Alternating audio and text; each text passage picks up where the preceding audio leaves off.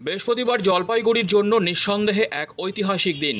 এদিন একদিকে দীর্ঘ প্রতীক্ষার অবসান ঘটিয়ে কলকাতা হাইকোর্টের জলপাইগুড়ি সার্কিট বেঞ্চের নবনির্মিত ভবন রাজ্য সরকারের তরফে হস্তান্তর করা হবে হাইকোর্ট কর্তৃপক্ষের হাতে, তেমনি অন্যদিকে ভারতীয় সেনাদের সাফল্যের জন্য শহরের প্রাচীন যোগমায়া কালী মন্দিরে অনুষ্ঠিত হল বিশেষ পুজো।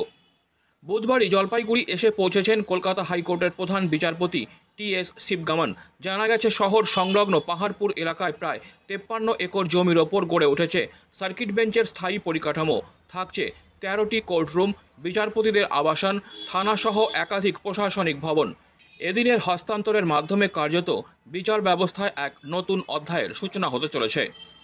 এছাড়াও অপারেশন সিঁদুরে ভারতীয় সেনাদের সাহসিক প্রত্যাঘাতের পর বৃহস্পতিবার সেনাদের সাফল্য ও মঙ্গল কামনায় পুজোর আয়োজন করল বিজেপি মহিলা মোর্চা। জলপাইগুড়ি যোগমায়া কালী মন্দিরে এই পুজো অনুষ্ঠিত হয়। বিজেপি নেত্রী অঙ্কিতা ছেত্রী বলেন, পেহেলগাঁওয়ের ঘটনার বদলা নিয়েছে আমাদের সেনা। অপারেশন সিঁদুরের সাফল্যে আজ গোটা দেশ গর্বিত।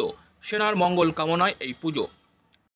গত 22শে এপ্রিল কাশ্মীরের পেহেলগাঁওয়ে তারই প্রতিবাদে ইতিমধ্যে আমরা দেখলাম ভারতীয় কেন্দ্র সরকারের নেতৃত্বে ভারতীয় সেনারা পাকিস্তানের 9টি জঙ্গি ঘাঁটিকে উড়িয়ে দিয়েছে। এভাবে আমাদের সেনারা যাতে জয়ী হয়, পাকিস্তানের জঙ্গিকে যাতে একদম গুটিয়ে শেষ করে দেয়, তারই জন্য এবং সেনাদের মঙ্গল কামনাতে আজকে আমরা গোটা ভারতবর্ষে মন্দিরে মন্দিরে পুজো দিচ্ছি, যাতে আগামী দিনে আমাদের সেনারা জয়ী হয়। ভারত মাতা কি জয়। এদিকে বুধবার সিভিল ডিফেন্স বিভাগের তরফে মক ড্রিলের আয়োজনের নজর কাড়ে। জলপাইগুড়ি সিভিল ডিফেন্স চত্বরে চলে এই মহড়া।